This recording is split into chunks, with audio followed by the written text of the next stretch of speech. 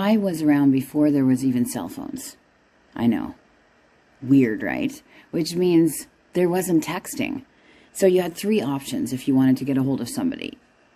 If you were at school, you could write them a note, even pass it through other kids to get it to that person. Or you could phone each other. Actually, direct phone, like in your house, on a landline, which oftentimes meant that there was other family members sitting around listening in on your phone call, unless you had one of those super long cords that, you know, not all parents wanted to buy for their phone. Or the other option was to actually wait until you saw that person and speak to them face to face. Now, being able to speak to somebody face to face and even talking to somebody on the phone gives you a much better idea as to how they're really saying things. Look at what's happened to the new generation trying to express their feelings. Emojis have taken over a full feeling. And instead of having to be detailed about how you're feeling about something, you can just insert a little face. Well, guess what? There's 20 different faces that have a smile on it. And lo and behold, they all mean something else. I actually had no idea that I had to study an emoji dictionary, literally, to be able to find out if I was using my emojis correctly.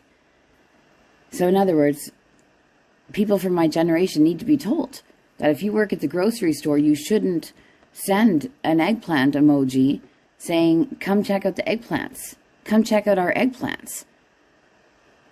They're really big and juicy right now. You should come and pick one up. You should come and grab one. Because, yeah, nobody really uses an eggplant when they're talking about eggplants. Nobody's really ever talks about eggplants. And same with peaches. Peaches are very seldom actually used to symbolize peaches. You know, but all the different kinds of smiles and all the different kinds of half smile, and slightly open mouth smile, a smile with the one little teardrop or raindrop coming off it, like sweating, like awkward smile, like I don't fucking know. So I just had a client tell me that my eyes arrest him every time he sees my DP. I'm like, my DP? Like, is he talking about my video? My DP video? Because you know what that really actually stands for in my world here, right? Yeah, double pen. Right? And I thought, wow, that's bold. So he was looking at my eyes on the video. Every time he looks at that video, that's fucking a little creepy. I said, what did you mean by that? Every time you look at my DP? And he said, you know, your display photo. And I'm like, oh, or your display picture. Well, guess what? He's 17 years younger than me, so go figure. I'm supposed to fucking know this shit? No.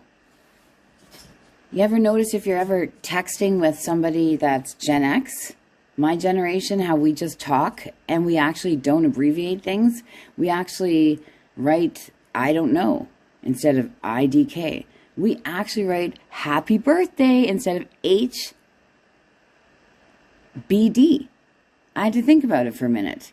Like, you can't expect people to just know this shit.